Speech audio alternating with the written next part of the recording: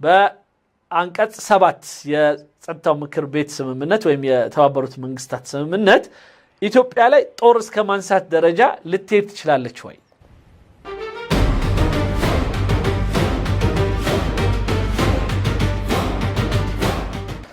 ሰላም አለይኩም ወራህመቱላሂ ወበረካቱ። ውድ የተከበራችሁ ወንድሞቼና እህቶቼ በያላችሁበት እንደምን አላችሁልኝ እንደምን ቆያችሁኝ ያልኩኝ የአላህ ሰላም እዝነቱ ወይም ርህራሄውና በረከቱ ለሁላችሁም ይሁንና በዛሬው ዕለት በርዕሴ ላይ እንደምታዩት ኢትዮጵያን ከቀይ ባህር በተለያዩ ሴራዎች ካስወገዱ በኋላ መልሳ ወደ ቀይ ባህር የምታደርገውን ጉዞ ለማደናቀፍ የሚቻላቸውን ሁሉ እያደረጉ ነው። በኢትዮጵያ ባሉ ልዩነቶች ሁሉ ጣልቃ በመግባትና የጎረቤት ሀገራትን ሁሉ እያስተባበሩ ጦርነት ኢትዮጵያ ላይ እያወጁ እንደዚሁም እያስፈሩ ኢትዮጵያን ወይ ውሃ ወይ ባህር ምረጭ አይነት ሐሳብ ውስጥ የገቡ ይመስላል።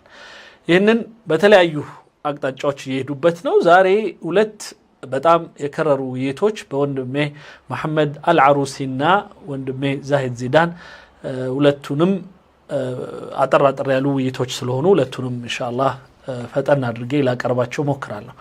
በሁለቱ ውይይቶች ግን የምንረዳው ይህንን አሁን የሚቻላቸውን ሁሉ ጫና በማሳደር ኢትዮጵያን ከሁለቱ አንዱ ምረጭ አይነት ነገር ውስጥ ነው። ኢትዮጵያን በህዳሴ ግድብ ያሸነፈቻቸውን እና ቀጥላ በውሃዋ ላይ የምታደርጋቸውን ማንኛውም ልማቶች ከፈለገች እንዲሁም በህዳሴው ግድብ ላይም የግድ ውል አድርጋ ኢትዮጵያ ለነሱ ቃል የምትገባላቸው የውሃ መጠን ከሌለ በስተቀረ ፈጽሞ የባህር በር ማግኘት እንደማትችል ለማሳየት የሚሄዱበት ርቀት በጣም ግልጽ ሆኖ ይታያል። ወንድሞች እህቶች ሁለቱንም ቪዲዮዎች አብረን እናያቸዋለን። እስከዛው ይህንን ቪዲዮ ለመጀመሪያ ጊዜ የምትገቡ ሰዎች ሰብስክራይብ በማድረግ የደወል ምልክቱን ተጭናችሁ ኦል ሚለውን አክቲቭ በማድረግ እንዲሁም ሁላችሁም እና ሰብስክራይብ ያደረጋችሁና የምትከታተሉኝ ለሌሎች ሼር በማድረግ ፕሮግራሙን ሰፋ እናድርገው። ለማንኛውም ወደ መጀመሪያው ቪዲዮ ወንድሜ መሐመድ አልዓሩሲ በአልዓረቢያ በሚባል የሳውዲ ጣቢያ ላይ ያደረገውን ውይይት በዚህ መልኩ አቀርብላችኋለሁ።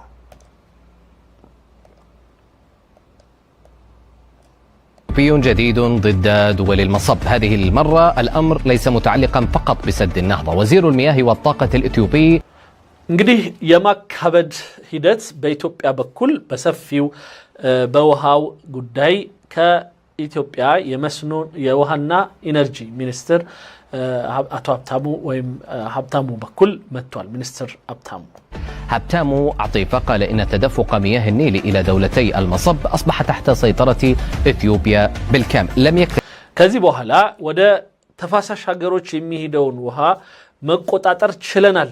ይሄ እንግዲህ እሳቸው የገለጹበትን አግባብ በአማርኛው ላይ ተሰማው የተለየ ነው፣ ግን እነሱ በዚህ መልኩ አስቀምጠውታል። في بذلك أعلن أيضا عن نية بلاده إنشاء 3 سدود جديدة.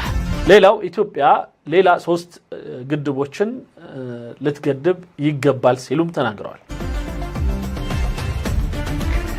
تصريح لم يمر مرور الكرام في القاهرة. مصدر مصري ይህ ንግግር ግን በካይሮ በኩል ዝም ብሎ በቸልታ ሊታለፍ አልቻለም።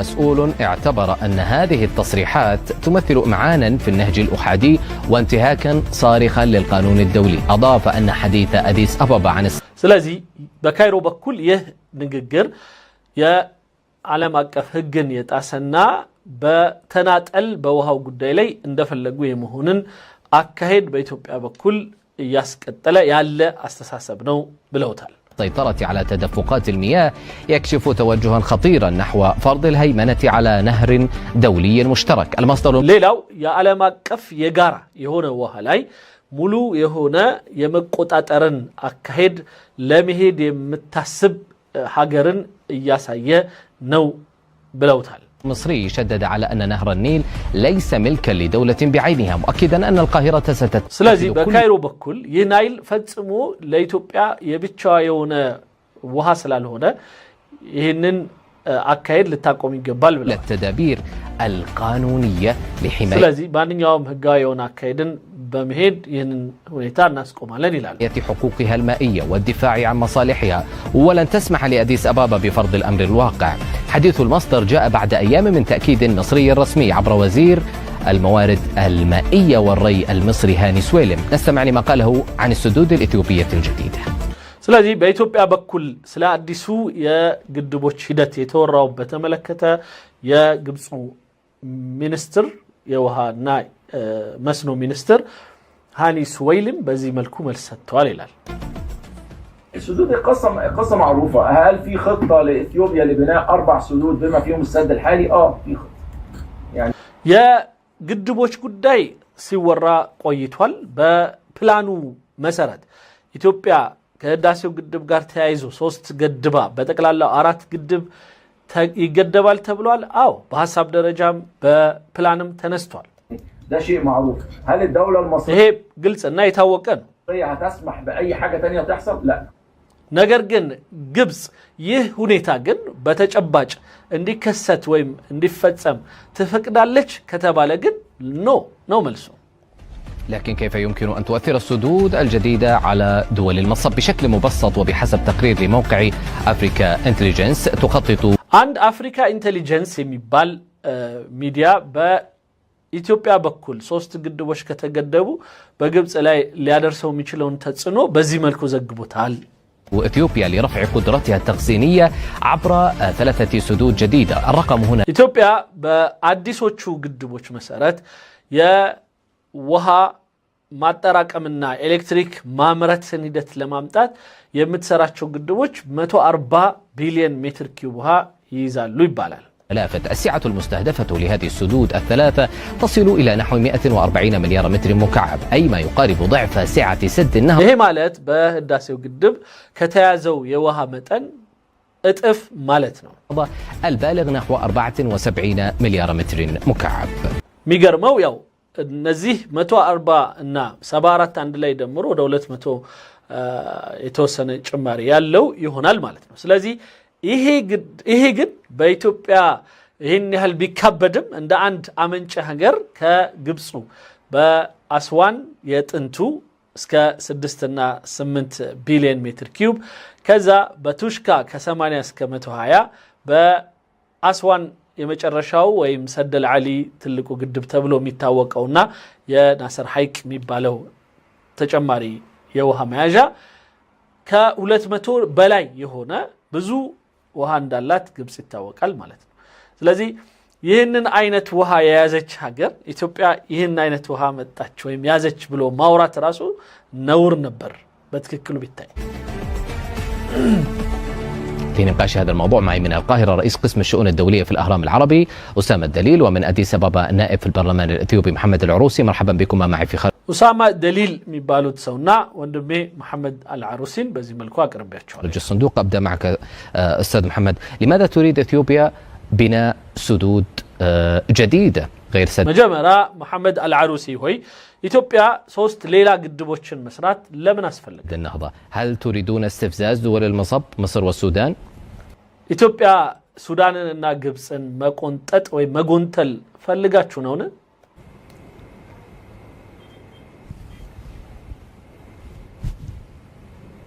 وأي استفزاز في أن تقوم إثيوبيا بمشاريع تنموية في مواردها المائية؟ የምን ጉንተላ ነው የሚነሳው?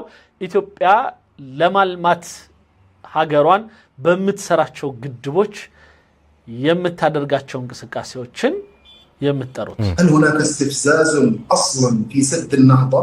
ለመሆኑ በህዳሴው ግድብ ለምሳሌ የሱዳንና ግብፅን ጉንተላ ተፈጽሟል? ولماذا يفهم أن هذا استفزاز؟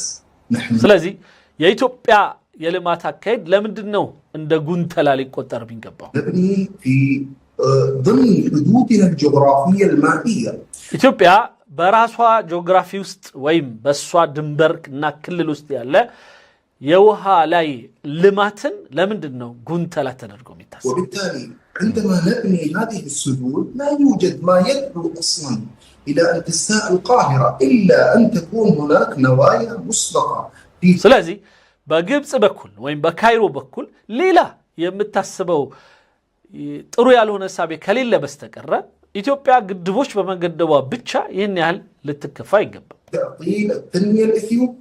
እናም ኢትዮጵያን ከልማት ለማደናቀፍ የሚታሰብበት አካሄድ ከሌለ ከጀርባው በስተቀር نحن نرفض هذا الأمر مجملا وإذا ما نظرنا إلى السدود الإثيوبية الجديدة مصر تقول لا لإثيوبيا ስለዚህ ኢትዮጵያ ሌላ አዲስ ግድቦች ገደበች ማለት አሁንም ሱዳን ግብጽን ጎዳች ማለት አይደለም። ሰውየው ምን ይላል? ይህ የኢትዮጵያ ግድቦች الحق في التنمية ولنا الحق ኢትዮጵያ በማልማት ጉዳይ መብት አላት፣ እኛ ደግሞ في الحياة هذا በመኖር ወይም በህይወት ሐያት በህይወት መብት አለን፣ እኛ በህይወት የመቆየት እናንተ የማልማት። حديث وزير الخارجية المصري ይሄ የግብጽ የመስኖ ሚኒስትር ንግግር ነው። ردا على حديث هذه الحياة أو أن يتجرأ أصلا على أن يمنع الحياة عن إخواننا في مصر أنتم ታዲያ ማን ነው ከግብጾች ህይወትን መንጠቅ አሰበ ያላቸው? ማን ነው የሚደፍረውስ እንደዚህ አይነት ከሰዎች ላይ ህይወትን መንጠቅ በሚለው ጉዳይ ሲለው አንቱም እናንተ በጣም ባያዝድ የሆነ ማለት በጣም ልጅ ነው እንግዲህ ወይ ገዝተውት ካልሆነ በስተቀር በዚህ ደረጃ ለግብጽ ሳውዲያዊ የሆነው መሞገት በጣም የሚገርም ነገር ነው ለኔ ሆነው እና አሁን ከዚህ ባሰ ስለሚል ነው ደግሞ من الذي يعني أي ضرر أصابه ለመሆኑ ምን አይነት ጉዳት ደረሰና ነው ከዚህ በፊት በተሰራው ይህንን አይነት ህይወት ይህንን ነገር የምትናገረው አንተ? يا أخي نايف أنت تتحدث وتقول أنتم تحاولون منع المياه عن مصر، تحاولون تعطيش مصر، تحاولون إغراق السودان ومصر بهذه السدود. እናንተ እኮ የምታወሩት ራሱ የተቀላቀለ ነው። አንዴ ግብጽን ታስርቧታላችሁ፣ ግብጽን ታስጠሟታላችሁ በውሃ ትሉና ትንሽ ቆይታችሁ ደግሞ ሱዳንን ታጥለቀልቃላችሁ፣ ግብጽንም ታጥለቀልቃላችሁ ትላላችሁ። የቱን ነው ምረጡ? ضررا واحدا منذ تشييد سد النهضة. እና ይህም ሆኖ እስኪ ህዳሴ ግድብ ከተገደበ በኋላ አንድም ማስረጃ ያለው ጉዳትን ጥራለኝ።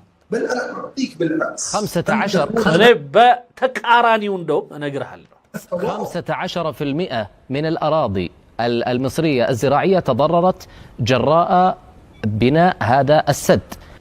ይሄ ከذب አሁን ይሄ ውሸት ማለት ነው። ግልጽ የሆነ ሰውየው ብቻ ያለው ግብጻውያኖቹ እንኳን አላሉም። ይሄንን ኮሜንት ላይ ምን ማስቀምጬለታለሁ። የግብጽ የእርሻ መሬት 15% የኢትዮጵያ ህዳሴ ግድብ ከተገደበ በኋላ ተጎድቷል ይላል። حتى وزير الزراعة المصرية لم يقل به، فهذا الكذاب الأشر من السعودية يتكلم بهذه الطريقة وهو يكذب. حتى المصريون نفسهم لم يقولوا بهذا الكلام. راساتشو قبصوتشو كان وزير الري لم يقل بهذا الكلام، وقال يعني لم نتضرر ولن نتضرر حتى في السنوات القادمة. ليلاو قرتو ميكتلوت ليلوش عمتاتوش بيمتون كان عن قدام نعلم. تلانت بسماتشوت يا مسنو منسترو يراسو قال مالتنا أيضا في الشتاء سد النهضة ይሄ ፈጽሞ ልክ ያልሆነ እንደውም በተቃራኒው ነው የደረሰው። ይሄንን ደግሞ ልነግር እችላለሁ። هذا السودان أفاد مصر من حيث يعني تخفيف الضغط المائي على السد العالي الذي በእውነቱ ካየኸው የኢትዮጵያ ህዳሴ ግድብ ከተገደባ ጀምሮ የሱዳን ላይ የነበረውን የጎርፍ መጠን በመቀነስ በግብጽ ላይ ከአስዋን ወይም ከሰድ አልዓሊ ላይ ይኖር የነበረውን የውሃ መትረፍና መዝረክረክ እና በግድቡ ላይ የነበረውን ጫና መቀነስ ብቻ ነው የሰራው። يعاني من تحديات إنشائية واسعة.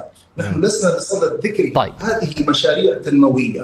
نحن ስለዚህ ያ ግድብ ይህንን ውሃ መሸከም አቅቶት የሚወረውረው የነበረውና በጣም ሲጨናነቅ የነበረውን ብቻ የቀነስንለት ቢሆን እንጂ ፈጽሞ በእነሱ ላይ ጉዳት ያደረስነው ነገር የለም። نريد أضرارا موثقة وليست ما يتم تكراره من እዚህ ጋር وزير الري المصري تصريح عام 2023 شوف በ2023 የተናገረውን ውሸት ይሄ ሰውዬ እንደ ማስረጃ አድርጎ ያመጣዋል እዚህ ጋር ማለት በ2023 ነው የተናገረው ግን ለም يحصل بل كذب قال هذا الكلام ولكنه لم يحصل من مالتنا ممارسات إثيوبيا تهدد بفقدان بتهدد ብቻ من مالتنا የኢትዮጵያ የተናጠል አካሄድ ወይም የኢትዮጵያ በግድቡ ላይ የምታደርጋቸው እንቅስቃሴዎች 15% የግብጽን የእርሻ መሬት ያሰጋዋል ይላል يهدد فقط ولم يقل حصل هذا التهديد ولم يقل أن هذا التهديد حصل فعلا يعني في الواقع لم يحصل إذن هذا التصريح كان في 2023 ويشهد على نفسه بأنه كذاب سلازي إيه سو براسه لي وشتام مهونون بزيه صحف ياسايدال مالتنا عندنا ይህንን ሐሳብ የመስኖ ሚኒስትሩ ሃኒስ ወይሊም የተባለው የተናገረው في 2023 نحن الآن في 26 አሁን ያለነው እኛ በ2026 ላይ ነን በዚህ ደረጃ የማጭበርበር የማምታታት አካሄድ በጣም ነው የሚያሳዝነው በጣም የሳውዲ ጣቢያ ሆኖ ማለት ነው የሳውዲ ጣቢያ ሆኖ هناك نية مسبقة من إثيوبيا بالإضرار بمصر. طيب ስለዚህ በኢትዮጵያ በኩል ፈጽሞ ምንም አይነት ግብጽ ላይ ጉዳት የማድረስ ዓላማ የለም خليني اسمع ضيفنا من القاهرة اذا سمحت سيد محمد. الأمر الأهم اوكي عندي በጣም ወሳኙን ነገር ልናገር إثيوبيا وعلى لسان وزير المياه والطاقة لم تتحدث عن أي سدود جديدة وبالتالي هذا تضخيم إعلامي كالعادة في أي قضية أو تصريح ሌላው በግልጽ ልነግርህ የምችለው የኢትዮጵያ የመስኖ ሚኒስትር ሰሞኑን በተናገረው ንግግር ፈጽሞ ስለ አዲስ ግንባታ ግድቦች አዲስ የሆኑ ግንባታዎች አሉ የሚል ነገር አልተናገረውም ግን እንደተለመደው በእናንተ በኩል የሚዲያ ማራገብ ስራ ብቻ የመጣ የሆነ ጉዳይ ነው إثيوبيا يتم إخراجه عن السياق ووضعه ሌላው የመስኖ ሚኒስትሩ ንግግር ከሚናገርበት አውጥቶ በሌላ አይነት ከማፈፋም የተነሳ እንጂ ፈጽሞ የተባለበትን አውድ የጠበቀ አይነት ንግግር አይደለም እናንተ የምትናገሩት أمام الجمهور لأجل أن يتم التعليق عليه بتعليقات سلبية أنت ممتاز أنت تقول لم يقل خلينا نستمع لتصريحه اوكي ስለዚህ እናንተ አላላም ትላላችሁ እኛ ደግሞ ብለውናል ስለዚህ በኋላ እንሰማዋለን እስኪ እንስማው እንደውም ይላል ማለት ነው ግን هل هناك تضخيم هل هناك من يريد تكبير هذه المسألة أم المسألة حقيقية وتستحق النقاش نستمع ثم نعود نسمعنا نملسالن على ግን ያው طيب لكن قبل ذلك أذهب إلى أستاذ أسامة الدليل يعني أستاذ أسامة سمعت إلى حديث ضيفي وهناك أيضا من يقول بأن إثيوبيا بهذا الفعل وبهذه البناء لهذه السدود الجديدة አንዳንዶች በኢትዮጵያ የህዳሴ ግድብ እና ሌሎችም አዳዲስ ግድቦችን በመገደብ تريد أن تبيع المياه على مصر وعلى السودان هل ዋና ዓላማዋ ኢትዮጵያ ይህንን ውሃ በመያዝ ለሱዳንና ለግብጽ ውሃ ለመሸጥ እሳቤ ያላትም ይሏቸዋል تتفق مع هذا الرأي እና ይህንን ሐሳብ ገዝተኸዋል هذا هو الهدف النهائي ይሄ ነው ዋና ዓላማው ማሻአላህ هذا كلام دقيق 100% ይህ ንግግር በትክክል የሚፈለግ የሆነ የኢትዮጵያ ተግባር والكلام عن التنمية في الحقيقة أصبح الآن يعني كلام محتاج براهين إن ده የኢትዮጵያ የልማት እንቅስቃሴ ነው ማደርገው የሚለው ነገር ማስረጃ ይፈልጋል من أعمال التنمية في أثيوبيا تخزين الماء أصبح هو الهدف ስለዚህ በኢትዮጵያ በኩል የልማት ብቻ ተብሎ ተነገረ እንጂ ዋና ዓላማው ውሃ መያዝ ነው هذا هو الكلام الذي خرج به وزير المياه والطاقة الأثيوبي ስለዚህ አሁንም የኢትዮጵያው የመስኖ የውሃና ኢነርጂ ሚኒስትሩ የተናገሩት ነገር ይህንን የሚያረጋግጥ هدف الدولة الأثيوبية العمل على تخزين أكبر قدر ممكن من المياه ስለዚህ ኢትዮጵያ እየሰራች ያለችው የተቻላትን ያህል ትልቅ የሆነ የውሃ መጠን መያዝ ነው هل التخزين هينتج لوحده الكهرباء ለመሆኑ ውሃ ማጠራቀም ብቻውን ኤሌክትሪክ ሊያመርት ይችላል? هل التخزين هيوجد صرف صحي ل 36% من أهل أثيوبيا ما عندهمش صرف صحي؟ هل هينتج كهرباء ل 80% من الشعب المحروم من الكهرباء؟ ሌላው ለኢትዮጵያ 80% የኤሌክትሪክ የለውም ለሚባለው ማህበረሰብስ በዚህ የሚያጠራቅሙት ውሃ እውነት ለነሱ ለመስጠት እሳቤ ኖሯቸው ነው? ሌላው 30% ይህንን ውሃ አሁንም ከውሃ ማዳረስ አኳያ ጋር በተያያዘ የሚሰሩት የሆነ ልማት ሊኖር ይችላል ብላችሁ ነው? حتى هذه اللحظة سد النهضة لم ينتج إلا 720 أو 750 ميجا وات وهو مصمم لإنتاج 5000 ويزيد ميجا وات. ሌላው በኢትዮጵያ የህዳሴ ግድብ እስከ 5000 ሜጋዋት ለማምረት የተዘጋጀ ሆኖ ሳለ አሁን እያመረተ ያለው ምን ያህል ነው ብሎ መጠየቅም ይቻላል። لذلك الكلام حوالين السيطرة على ያ እሱ የሚለው ውሸት ቢሆንም 750 ሜጋዋት ብቻ ነው እያመረተ ያለ ይላል። ግን አይደለም፣ በጣም ከዛ የበለጠ ቁጥር ነው ያለው። ግን 3000 ለሱዳን በተለይ ሱዳንና የደቡብ ሱዳንም የገዙትን መውሰድ ያልቻሉበትና የጦርነቱ ሂደት የከለከለበት ሁኔታ አለ። مزيد من التخزين معناه أن الهدف النهائي هو بيع الماء تحويل. ስለዚህ በኢትዮጵያ በኩል አሁንም ሌላ ግድብ በመገደብ ብዙ ውሃ የመያዝ ዓላማ ይህንን ውሃ ለመሸጥ የሚታሰብበት ሂደት ነው። الماء إلى زي ما النفط مثلا مورد طبيعي هم يقوموا بعملية بيعه أسوة بدول أخرى. ይሄ ደግሞ አንዳንድ ሀገራቶች ውሃን በማጠራቀም የመሸጥ አካሄድ ስለጀመሩ ያንን ለመከተል ኢትዮጵያ የምትሄድበት አግባብ እንደሆነ ነው የሚሰማን። تسمح مصر لنفسها بأن تشتري مياه نهر النيل من إثيوبيا أم سيكون هناك بدائل أخرى؟ لأن الحديث اليوم يا أستاذ أسامة لمونو أن أنت عند جبس وها إثيوبيا تشتعلج بلاتشو ستناقرو جبس كإثيوبيا وها لمجزات تفقدالج مالتها شنو؟ تزجاجتالج؟ ليس حديث رسمي لكن أتحدث عن الأوساط. تقول أن مصر يمكن أن تلجأ إلى خيارات من بينها خيار عسكري واستنادا بالاستناد قانوني بأن يكون التدخل عبر البند السابع وهو أن إثيوبيا تقوم بعمل عدائي تجاه مصر. ወይም አንዳንዶች እንደሚሉት ይህንን የመግዛት ሂደት ደግሞ ካልፈቀደች የውሃውን መያዝ ተከትሎ ኢትዮጵያ በጠላትነት እንደተነሳችባትና ጦርነት እንዳወጀችባት በማድረግ